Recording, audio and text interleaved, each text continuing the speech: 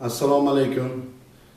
Navoiy viloyati kambag'allikni qisqartirish va bandlik boshqarmasi Davlat mehnat inspeksiyasi tomonidan 2025-yil 1-chorakda amalga oshirilgan ishlar to'g'risida ma'lumot beramiz. Davlat mehnat inspeksiyasi tomonidan 2025-yil yanvar oyidan mart oyiga qadar korxona va tashkilotlarda 374 marotaba tekshirish va o'rganishlar o'tkazildi. Ushbu tekshirish va o'rganishlar davomida 442 ta qonun buzilish holatlari aniqlandi. Qonun buzilishiga yo'l qo'yilgan 286 nafar mansabdor shaxsga nisbatan 946.875 ming so'm miqdorda ma'muriy jarimalar qo'llanildi.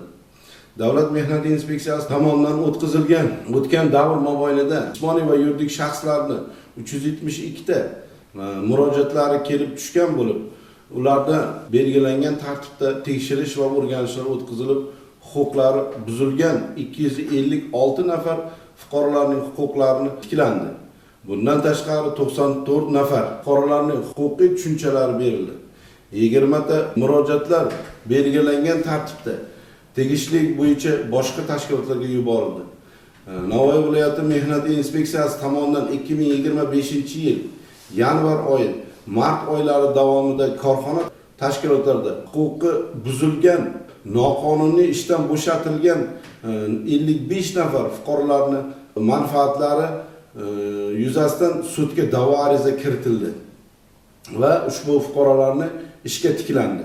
Ish haqqi va unga tenglashtirilgan to'lovlarni bo'yicha 68 nafar fuqarolarning manfaatlari yuzasidan sudga da'vo arizalar kiritilib, ushbu fuqarolarning ish haqlari va unga tenglashtirilgan to'lovlar undirib berildi.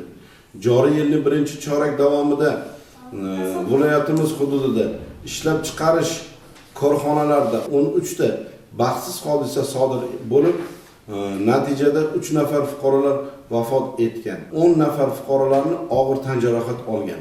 Davlat mehnat inspeksiyasi tomonidan fuqarolik ishlari bo'yicha sudlarga ishlab chiqarish bilan bog'liq bo'lgan sog'lig'iga yetkazilgan hamda boquvchisining vafoti sababli zararlarni undirish yuzasidan fuqarolik ishlari bo'yicha sudlarga 6 ta da'vo kiritilib, fuqarolarga to'lanishi lozim bo'lgan 146 million so'm miqdorda zarar pullari undirib berildi.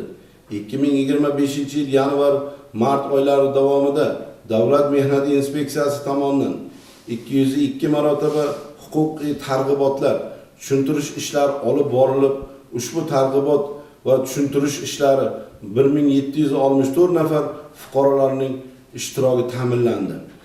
O'zbekiston Respublikasining 2009-yil 16-apreldagi 210 sonli ish beruvchining fuqarolik javobgarligini majburiy sug'urta qilish to'g'risidagi qonun hamda Vazirlar Mahkamasining 2009-yil 24-iyuldagi 177 sonli ish beruvchining fuqarolik javobgarligi majburiy sug'urta qilish to'g'risidagi ya'ni O'zbekiston Respublikasi qonuni amalga oshirish chora-tadbirlari haqida qaror talabiga rioya etilishi yuzasidan korxona tashkilotlarida 56 marotaba tekshirish va o'rganishlar o'tkazildi.